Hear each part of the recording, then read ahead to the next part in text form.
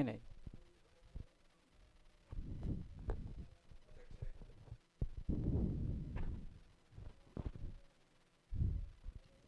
Cek.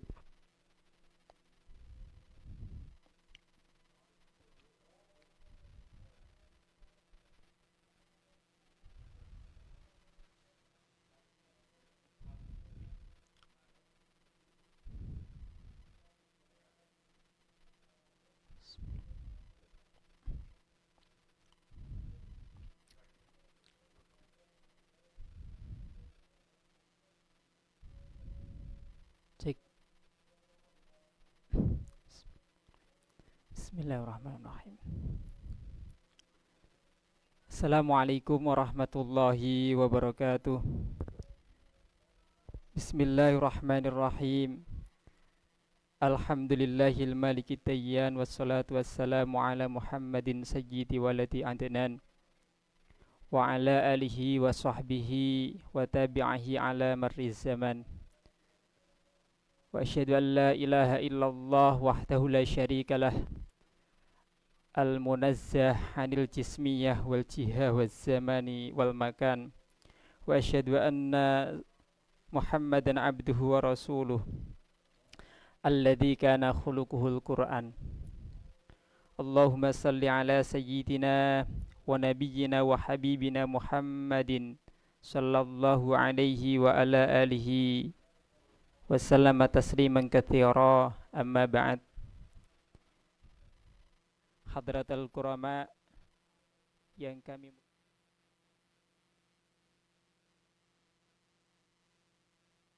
senantiasa kita ikuti segala nasihat-nasihatnya, yang kami hormati dan yang kami muliakan para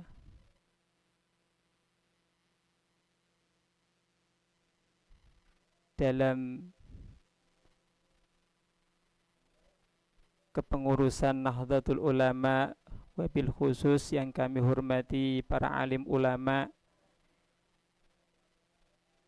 yang berada dalam jajaran Suriyah, Tanfidiyah, yaitu dalam jajaran kepengurusan Nahdlatul Ulama Ranting Blingoh, sekaligus semua banom-banomnya, tak terkecuali sahabat-sahabat dari Ansor. Sebelum pengajian pada malam hari ini kita awali, mari awal jumpa kita semuanya kita tak lupa bersyukur kepada Allah Subhanahu wa taala yang telah memberikan limpahan nikmat kepada kita semua, terlebih nikmat sehat walafiat, sehingga dengan keadaan sehat kita mampu melaksanakan puasa bulan Ramadan sampai hari ini, sampai jam ini dan detik ini, tanpa ada aral suatu apapun. Salatullahi wassalamuhu. Mari kita haturkan kepada kekasih kita Kanjeng Nabi Muhammad sallallahu alaihi wasallam yang senantiasa kita tunggu-tunggu syafaatul uzma kelak fi yaumil qiyamah. Sahabat semua yang kami hormati dan yang kami muliakan, perkenankan pada kesempatan yang baik ini saya menyampaikan sedikit materi yang berkaitan tentang Kitabuz Zakah atau At-Targhib fi Adaiha wa Tarhib min Man'iz Zakah. Beberapa hujjah sebagai anjuran bagi kita supaya mengeluarkan zakat dan ancaman bagi seorang muslim yang enggan mengeluarkan zakat. Materi ini kami ambil dari kitab At-Targhib wa Tarhib yang dikarang oleh beberapa ulama di Madrasah Al-Falah di Makkatil Mukarramah, Makkah Mukarramah,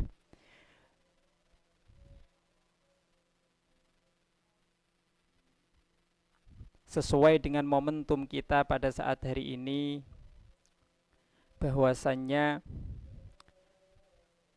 puasa Ramadan telah kita lakukan di beberapa hari ini, dan kita berada di separuh terakhir dari puasa Ramadan. Semoga puasa kita diterima oleh Allah Subhanahu wa taala. Sahabat sekalian, sebagai pembukanya at-targhibu fi adaiha, anjuran untuk mengeluarkan zakat. Qala Allah Ta'ala fil Qur'anil Azim, a'udzu billahi minasyaitonir rajim. Bismillahirrahmanirrahim.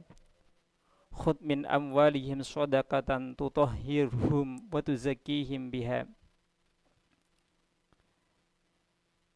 Bahwa Allah Subhanahu wa taala dalam Quran surah At-Taubah yang ayatnya 103 mengatakan, ambillah dari sebagian harta mereka sebagai zakatnya, yang kamu bisa membersihkan mereka dan mensucikan mereka. Wa qala sallallahu alaihi wasallam, bunyal islamu ala khamsin syahadati alla ilaha illallah wa anna muhammadan abduhu wa rasuluh wa iqamis salati wa ita'iz zakati wa hajjil baiti wa saumi ramadan. Rasulullah sallallahu alaihi wasallam bersabda, Islam itu didirikan atas 5 hal. Dari kelima hal tersebut salah satunya wa saumi ramadan, supaya kita melaksanakan puasa Ramadan. Sahabat sekalian, dari Al-Quran dan hadis ini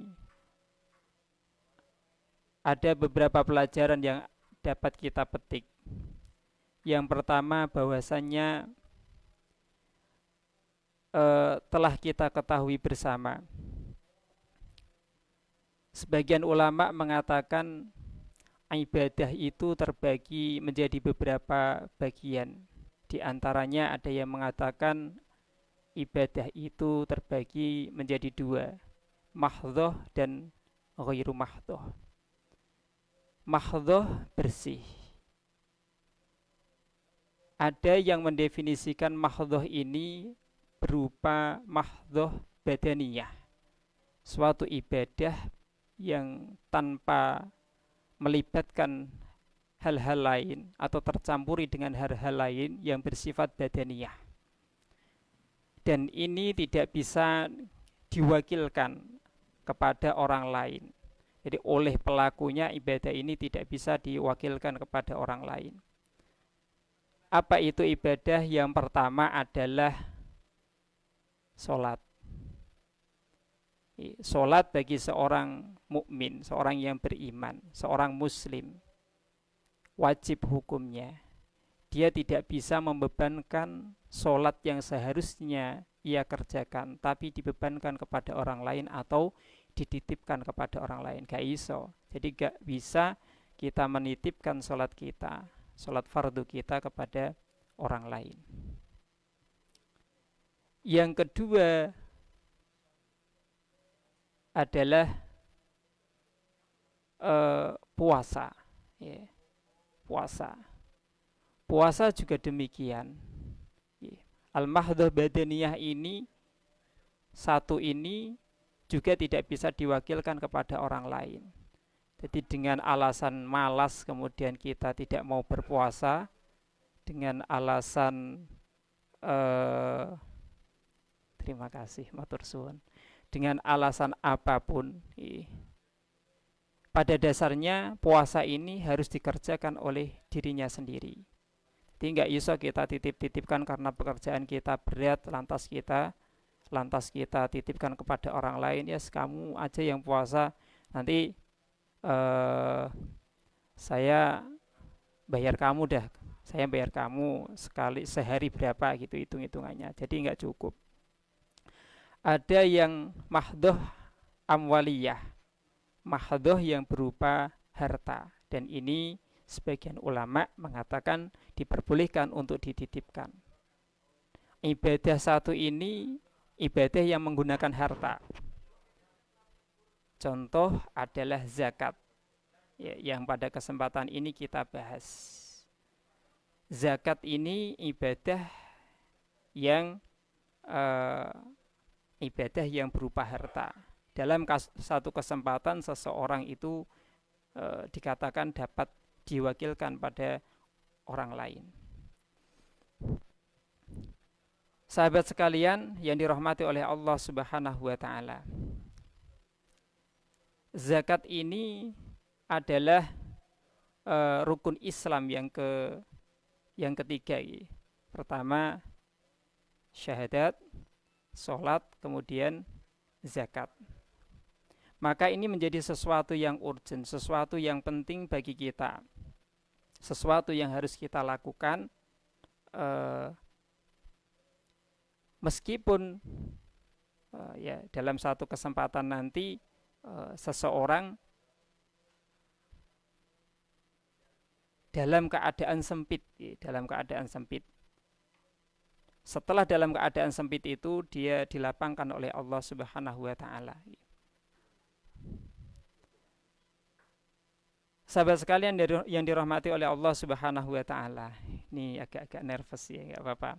Wa qala sallallahu alaihi wasallam hasinu amwalakum bizzakah.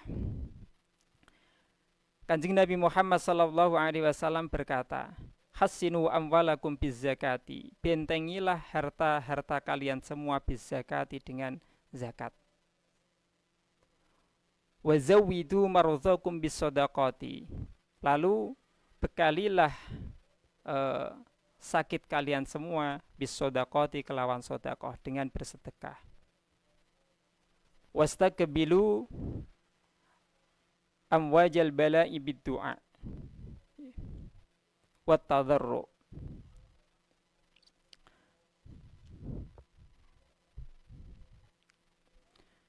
Lalu hadapilah gelombang al-bala, gelombang bala, biddu'ai dengan berdoa kepada Allah Subhanahu wa taala, wattadarru'i, DP meredahkan diri kepada Allah Subhanahu wa taala.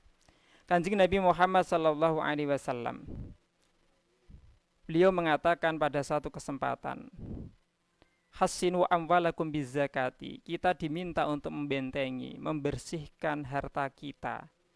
Bagi yang memiliki harta yang cukup, yang memiliki harta yang cukup untuk dizakati. Dengan cara apa? Bizakati, dengan cara zakat. Wa zawitu mardakum bisadaqah. Beliau juga mengatakan, bekalilah sakit kalian semua bisadaqati dengan sedekah. Kita tahu bahwasanya sedekah itu ya ada dua sudut pandang, sedekah tatawwu, sedekah sunnah. Sedekah tatawwu atau sunnah dan sedekahul wujub. Kalau sedekah wajib nanti masuknya kepada zakat. Kalau yang tatawwu, yang sunnah ya bersifat sunnah. Maka ini dapat digunakan bagi kita, dapat bermanfaat bagi kita untuk menjauhkan kita dari balanya Allah Subhanahu wa taala. Kemudian kita diminta wastaqbilu amwajal bala'i biddu'ai wa tadarru. Badai gelombang bala atau ujian dari Allah itu harus kita hadapi biddu'ai wa tadarru, yaitu dengan cara berdoa, meminta kepada Allah Subhanahu wa taala dan merendahkan diri kita di hadapan Allah Subhanahu wa taala. Artinya tidak ada yang akan kita tuju kecuali Allah Subhanahu wa taala.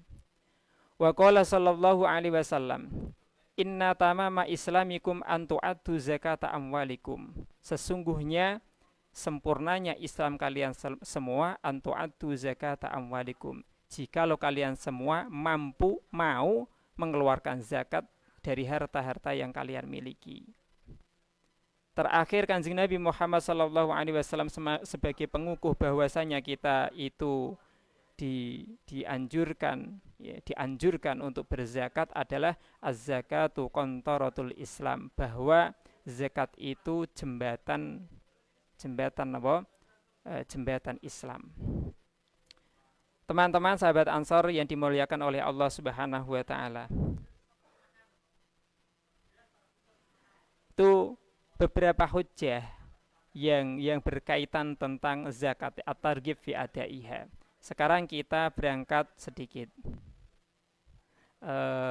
menuju kepada at-tarhib min man zakah. Ancaman bagi orang-orang yang tidak mau membayar zakat, ya. Tidak mau membayarkan zakat.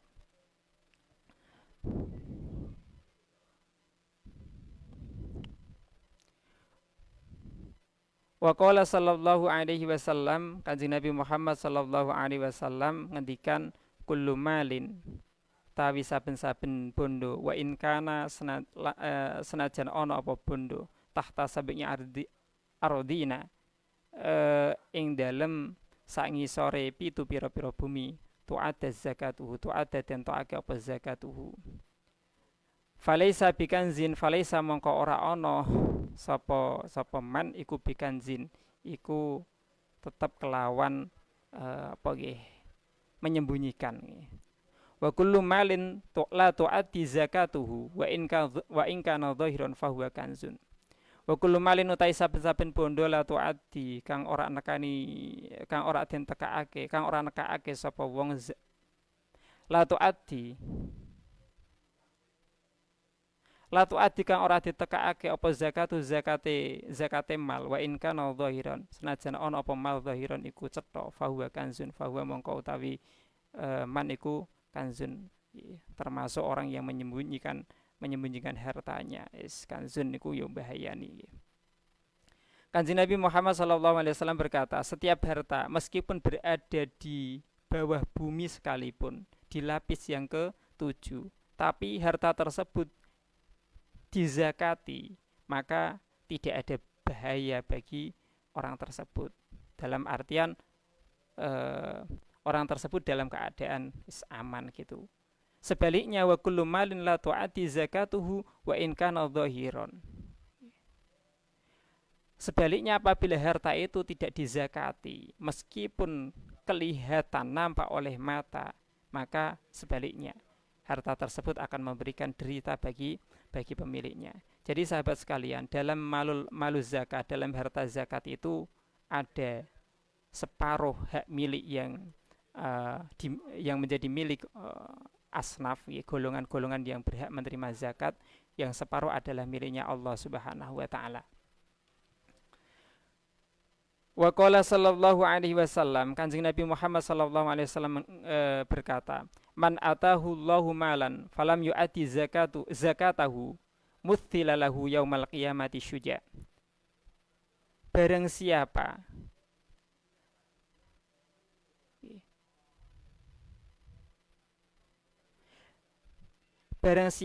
tidak mengeluarkan hartanya, maksudnya barang siapa seseorang tidak menzakati hartanya, maka musilalahu yaumal qiyamati syuja, aqra'a lahu zabibatani, maka harta tersebut kelak di hari kiamat akan mendatangi orang tersebut, musilalahu yaumal qiyamati syuja, dalam rupa syuja. Syuja itu nama ular, jeneng ula. Jadi mungkin ada ular kobra, ya, ular kobra, terus ular apa? Sanca, ular sanca dan beberapa jenis yang lainnya. Di sini syujaan, ya, ular syuja. Aqra itu di sini diterangkan al-aqra alladzi dhahaba sya'ru ra'sihi min tuli umrihi. Jadi wong sing ora gelem ngetokke zakat atas hartanya nanti, jadi hartanya akan mendatanginya kemudian dalam rupa yang lain, bukan dalam rupa harta tapi dalam rupa syujaan, yaitu ulo suja. Akroa itu ular yang sudah tidak punya rambut ya, di kepalanya. Karena apa? Karena mintuli umrihi. Karena umurnya sudah sangat tua sekali. Ya, umurnya sudah sangat tua sekali sehingga ini dikatakan nek coro wong Jawa nggih ula botak ngoten nggih. Lahu zabibatani yutawwiquhu yaumal qiyamah. Digambarkan harta yang berupa ular ini nanti itu memiliki taring, memiliki dua taring yutawwiquhu yaumal qiyamah yang nantinya akan melilit pemiliknya, pemilik harta tadi. Thumma ya'khudu bilahzamataihi, yakni shidqaihi. Lalu kemudian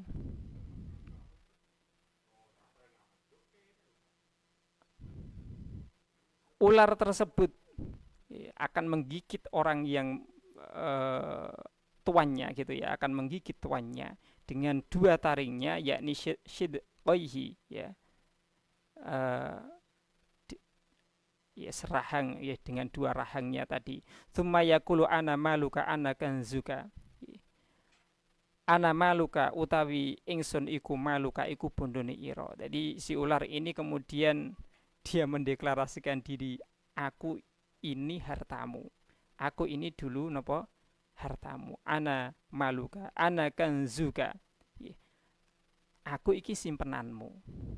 Tsumma tala hadhil ayah. Kanjeng Nabi njur ngendikake ning gone ayat wala yahsabanal ladzina yabkhuluna al ayah. Itu betapa ngerinya bagi orang yang memiliki cukup harta lalu dia tidak mau mengeluarkan zakat atau zakat fitrah ya. Kalau nanti momentumnya ini ya zakat fitrah, bagi yang punya harta ya zakat mal, bagi yang menzakati dirinya adalah zakat fitrah. Wa qala sallallahu alaihi wasallam ma talifa malun fi barrin wala bahrin illa bihabsiz zakah. Jadi bahwasanya harta seseorang, harta di lautan atau di daratan itu tidak akan apa? Tidak akan pernah rusak kecuali apa?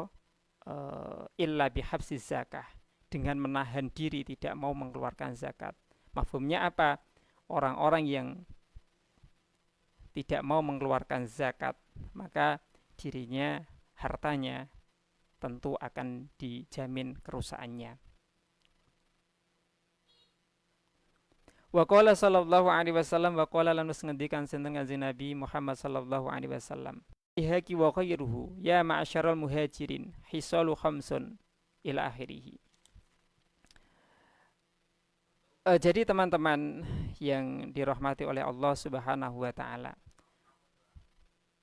hadis dan Al-Qur'an yang disampaikan dalam kitab At-Targhib wa Tarhib ini mengingatkan betapa pentingnya seseorang itu mengeluarkan zakat. Bagi orang yang berkecukupan harta pun dia harus mengeluarkan zakat. Bagi orang-orang yang belum memiliki orang-orang yang enggan mengeluarkan zakat, maka akan berkonsekuensi, akan memperoleh balasan yang sangat nyata dari Allah Subhanahu wa taala. Kemudian masuk kepada pembahasan yang kedua, zakatul fitri, zakat fitrah. At-targhibu fi ikhrajiha, yaitu anjuran mengeluarkan zakat fitrah. Qala Allah Ta'ala qad aflaha man tazakka wa dzakara isma rabbih fasalla. Wa qala sallallahu alaihi wasallam Saumu syahri Ramadhana utawi poso wulan Ramadan muallakun ikutin gantungake bainas samai ing dalam antarane langit wal ardilan ing dalam antarane bumi. Wala yurfa'ulan ora den angkat apa saumu Ramadan illa bi zakatil fitri, kejaba kelawan zakat fitrah. Allah Subhanahu wa taala dalam Al-Qur'an surah Al-A'la mengatakan, sungguh beruntung orang-orang yang membersihkan diri dan menyebut nama Tuhannya, lalu dia melakukan sholat. Kemudian Kanjeng Nabi mengatakan, Shaumu syahri Ramadan, bahwasanya puasa pada bulan Ramadan, puasa kita, mu'allakun bainas sama wal ard, itu digantungkan antara langit dan bumi. Wala yurfa'u illa bi zakatil fitri. Puasa-puasa kita tidak diangkat ke langitnya Allah illa bi zakatil fitri, kecuali dengan zakat fitrah. Saya pernah membaca dalam Fathul Mu'in yang kurang lebihnya mengatakan bahwa zakat itu diibaratkan atau posisinya sama seperti halnya sujud sahwi. Kalau sujud sahwi itu kita kerjakan saat kita lupa melaksanakan atau melakukan sesuatu dalam sholat kita, sehingga sujud sahwi itu menjadi penyempurna dari sholat kita. Zakat fitrah juga sedemikian rupa, dia menjadi penyempurna atas puasa-puasa kita. Jadi apa yang kurang dalam puasa kita itu ditutup dan disempurnakan, dilengkapi dengan zakat fitrah. Jadi kalau kita mendengarkan satu keterangan dalam hadis Nabi mengatakan bahwa ketika datang bulan Ramadan, maka pintu-pintu neraka itu ditutup oleh Allah. Wa futiha abwabus sama, lagi. Dan pintu-pintu langit itu dibuka. Kemudian setan-setan itu dibelenggu oleh Allah Subhanahu wa taala. Gitu kan? Dalam beberapa riwayat kurang lebihnya seperti itu, aukamakola. Tapi nafsu kita gitu ya, nafsu kita itu yang mampu menahan itu ya diri kita. Jadi contoh saja, hari ini kita puasa, kemudian kita jalan-jalan, entah itu ke pasar atau itu ngabuburit ke pantai atau apalah di manalah gitu ya. Kemudian kita tidak bisa menahan pandangan kita. Ya, kita tidak bisa menjaga pandangan kita. Kita tidak bisa menahan omongan kita. Bahkan kita juga tidak mampu menjaga dengan baik jawarih kita, anggota tubuh kita, baik mata, lisan, kemudian telinga dan seterusnya. Sehingga itu tentu keburukan-keburukan yang kita lakukan saat kita melakukan puasa itu menjadi nilai minus gitu ya bagi kesempurnaan puasa kita. Lah, ini zakat fitrah itu posisinya adalah menutupi kekurangan-kekurangan yang ada dalam puasa kita. Ini bahasanya yang jelas pelakunya puasa, bukan yang puasa setengah hari kemudian tengah siang itu mongkel gitu ya, kemudian gak poso membatalkan puasanya. Ini ya yang puasa dari pagi sampai ba'da ghurubus syams, sampai tenggelamnya matahari dan masuk waktu maghrib berbuka puasa, itu tentu dalam perjalanannya kita tidak seutuhnya sempurna gitu, banyak kurangnya. Sehingga dalam Quran surah Al-A'la ini dikatakan beruntung sekali orang-orang yang mampu membersihkan diri, lalu kemudian wadzakara asma rabbih, kemudian mau menyebut asma Allah, mau zikir, mau mengingat Allah, berzikir kepada Allah, lalu kemudian dia juga mau melaksanakan sholat. Jadi itu hujjah ya, tentang at-targhib fi ikhrajiha, anjuran mengeluarkan zakat fitrah.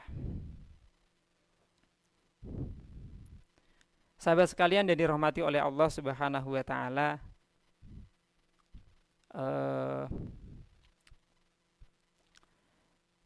itu mungkin materi yang akan saya sampaikan, yang sudah saya sampaikan. Semoga dapat dicerna dan memberikan manfaat.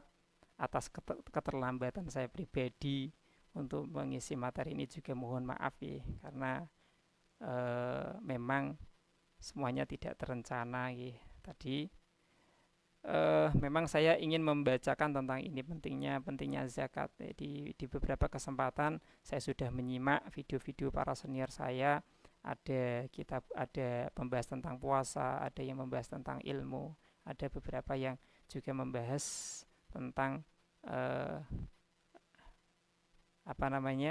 hal-hal yang kaitannya berhubungan dengan sholat dan seterusnya. Oke, kemudian saya sambung sedikit lagi nggak ya ini? Oh, cukup Pak. Lanjut.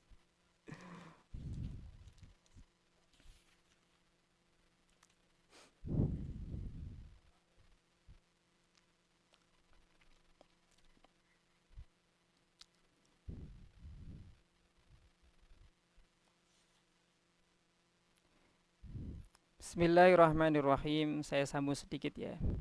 Ini masuk kalau tadi sudah di bab ubudiyah tentang pembayaran zakat, anjuran membayar zakat, lalu kemudian ancaman bagi orang-orang yang tidak mau membayar zakat. Saya sedikit menyinggung tentang bab muamalah, kitabul buyu. At-Targhibu fil Iktisab. Dalam kitab At-Targhib wa Tarhib ini dijelaskan pada babul buyu At-Targhibu fil Iktisab, yaitu pentingnya bekerja. Wa qala sallallahu alaihi wasallam, Kanjeng Nabi Muhammad sallallahu alaihi wasallam berkata, innallaha yuhibbul mu'minina al-mukhtarifa. Sesungguhnya Allah Subhanahu wa taala senang dan cinta sekali kepada mukmin al-mukhtarifa yang bekerja. Jadi saya yakin sahabat-sahabat semua, terlebih sahabat-sahabat Ansor Ranting Blingoh ini semuanya adalah pekerja keras sih. Mereka saya lihat tidak ada satupun yang pemalas sih. Semuanya bekerja. Ini sesuai dan cocok dengan ngendikanipun Kanjeng Nabi Muhammad, innallaha yuhibbul mu'mini al-mu'amina al-mukhtarifa. Sesungguhnya Allah itu senang demen sekali pada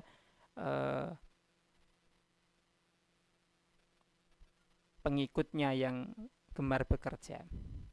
Wa qala sallallahu alaihi wasallam ma'akala ahadun ta'aman qattun khairan min ayyakula min amaliyatihi wa inna nabiyallahi Dawud kana ya'kulu min amaliyatihi. Kanjeng Nabi Muhammad juga mengatakan, tidak ada makanan untuk dimakan yang lebih baik, yang lebih baik min ayyakula min amaliyatihi, yang dapat mengalahkan dari apa yang telah dihasilkan oleh seseorang itu sendiri.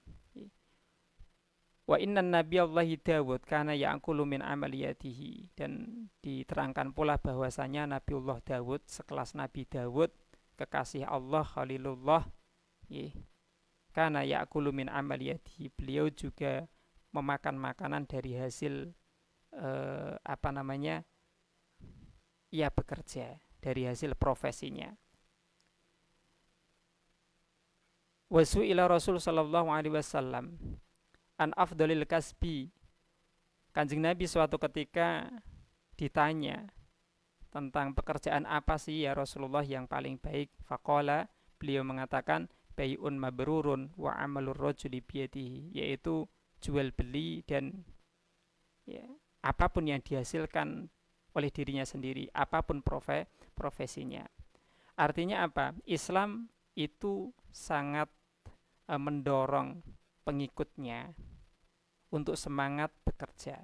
Islam tidak senang kalau pengikutnya, pemeluknya itu orang yang suka malas-malasan, apalagi dari kalangan kita, kalangan yang masih muda, kalangan Ansor. Ya, gak seneng, gak demen menjadi nom-noman sing mau males-malesan, itu gak seneng. Lah Islam itu menjunjung tinggi orang-orang yang mau bekerja, apapun itu pekerjaannya, selagi pekerjaan itu halal, prosesnya halal, ainiyah, wujud benda yang dihasilkan atau hasil yang dihasilkan itu halal, maka Islam itu menjunjung tinggi. Dan itu tidak membeda-bedakan. Wis pokoke penggaweane halal, prosesnya halal, hasilnya halal niku derajatnya dijunjung tinggi oleh Islam. Makanya kita patut berbangga diri, dan kita tidak usah berputus asa.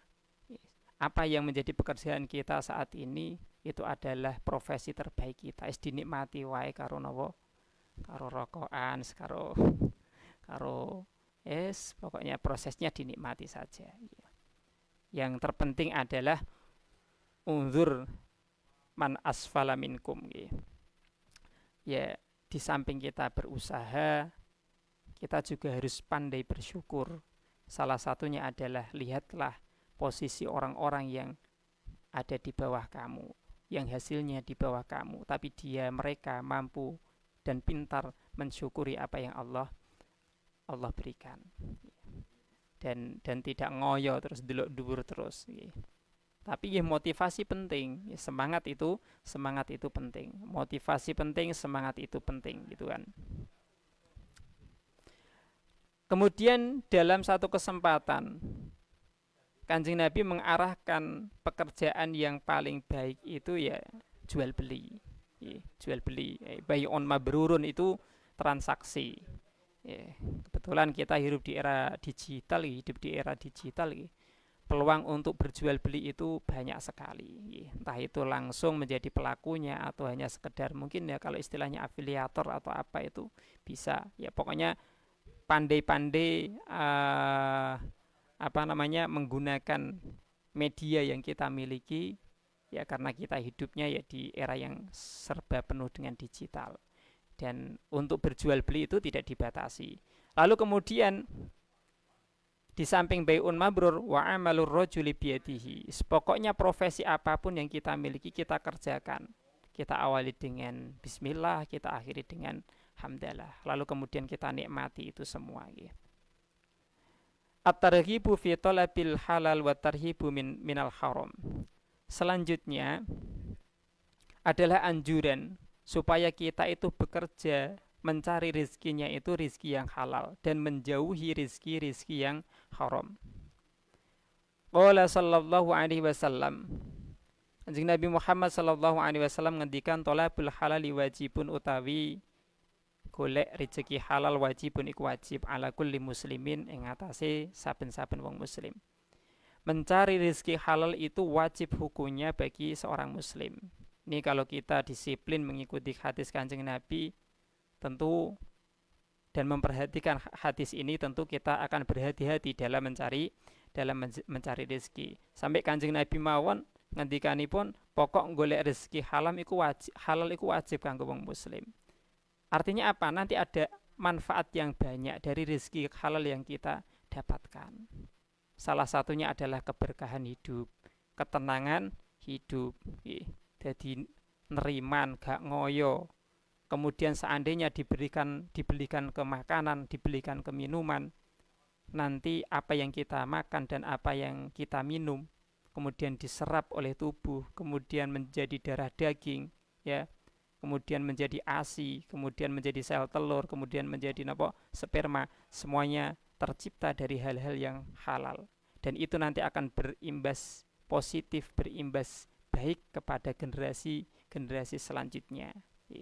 Jadi nek misalnya kok ono sing buwedik pecah anak jam buwedik sing nawakal sing sampai banget niku, ya tidak boleh kita sepihak menyalahkan anaknya. Bisa jadi orang tuanya dalam mencari rezeki ini tidak ihtiyat, tidak hati-hati. Wa ani bin Abbas radhiyallahu anhuma qala tuliyat hadhil ayah inda Rasulillah sallallahu alaihi wasallam ya ayyuhan nasu kulu mimma fil ardi halalan thayyiba. Wahai manusia, makanlah dari apa yang disediakan oleh Allah di bumi ini halalan thayyiba, dari sesuatu yang halal lagi baik. Allah sendiri mengatakan serupa dengan apa yang dikatakan oleh Kanjeng Nabi Muhammad sallallahu alaihi wasallam. bahwasanya rizkinya Allah itu dibentangkan minal masyriq ilal maghrib, dibentangkan oleh Allah dari bumi yang paling timur sampai bumi yang paling barat. Hanya Allah memerintahkan kepada kita, makan, nikmati, cari dari bumiku ini sesuatu yang halal-halal dan sesuatu yang baik, sesuatu yang baik-baik. Karena sesuatu yang halal dan yang baik ini tentu akan berimbas positif, berdampak positif bagi kita secara pribadi, bagi keluarga, lalu kemudian dalam kehidupan bermasyarakat secara luas. Ini akan banyak manfaatnya. Faqoma Sa'id ibn Abi Waqqas. Sa'id bin Abi Waqqas dalam kesempatan beliau berdiri. Faqala, kemudian beliau berkata, Ya Rasulullah, ud'ullah ayyaj'alani mustajabad da'wah. Hi Rasulullah, ud'ullah dungo panjenengan ing Allah ing Allah ayyaj'ala ing arab yen ndadekake Allah ni ing ingsun mustajabad da'wati, napa supaya napa doanya ini selalu diijabah. Faqala lahu, kemudian Kanjeng Nabi Muhammad sallallahu alaihi wasallam ngendikan lahu marang Sa'id bin Abi Waqqas, faqala nuli ngendikan lahu marang Sa'id bin Abi Waqqas dan Nabi Kanjeng Nabi sallallahu alaihi wasallam, ya Sa'atu atib mat'amaka takun mustajabad da'wah. Sa'id, perbaikilah makananmu, maka yang terjadi apa? Takun mustajabad da'wah. Doamu akan diijabahi oleh Allah Subhanahu wa taala. Jadi ini penting, Kita akan senantiasa berkeluh kesah. Kemudian dari keluh kesah kita itu kita luapkan, kita mintakan kepada Allah Subhanahu wa taala.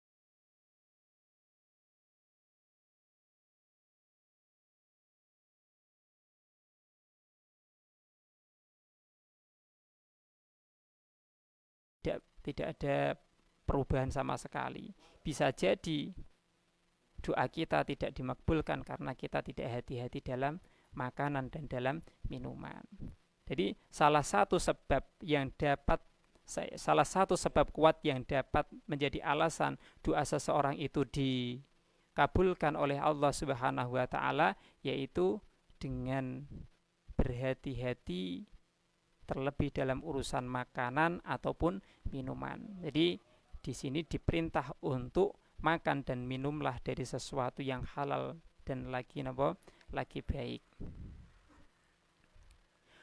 Walladzi nafsi Muhammad biyadihi innal 'abda la yaghdiful luqmatil haram fi jawfihi ma yutaqabbalu minhu 'amalun arba'ina yauman. Wis pokok wonge sak puluhan wae ana sangka puluhan sing sangka napa barang haram, maka masuk ke dalam napa dirinya ma yutaqabbalu minhu 'amalun arba'ina yauman.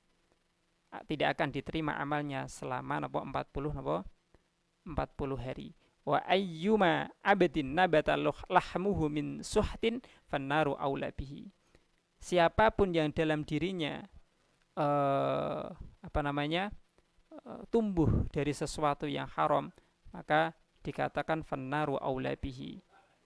Yang paling berhak bagi dirinya kelak adalah neraka. Jadi sahabat sekalian yang dimuliakan oleh Allah Subhanahu wa taala, semoga kita mampu menjaga makanan dan minuman kita dekat dengan sesuatu yang halal dan jauh dari sesuatu yang haram. Tentu dari beberapa redaksi yang saya baca ini akan menjadi nasihat bagi saya pribadi dan semoga juga bermanfaat bagi teman-teman semuanya. Jadi yang terpenting pada pembahasan kita pada kesempatan hari ini mengingatkan betapa pentingnya zakat bagi kita, terlebih pula zakat fitrah yang nanti akan kita kerjakan, yang kita akan lakukan, yang besarannya kalau zakat fitrah itu berapa di sini? 2,5 atau 2,75? Ya, ikhtiatnya 2,75 gitu ya. Ikhtiatnya 2,75 ya. Syukur ditambahi sampai 3. Alhamdulillah, karena itu ya momentum ini kan momentum setahun sekali dan tujuannya adalah pembersihan diri mensucikan diri untuk diri pribadi, untuk orang lain nanti adalah ada nilai sosialnya.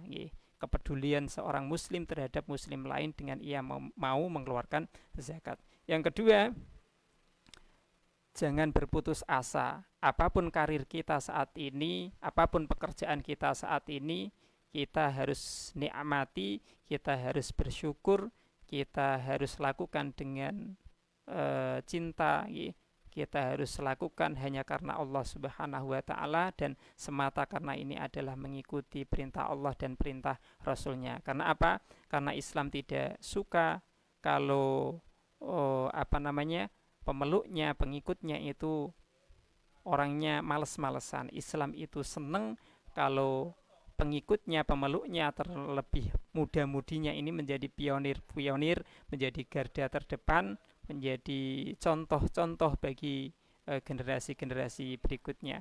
Sahabat sekalian yang dirahmati oleh Allah Subhanahu wa Ta'ala, ini yang dapat saya sampaikan pada perjumpaan kali ini.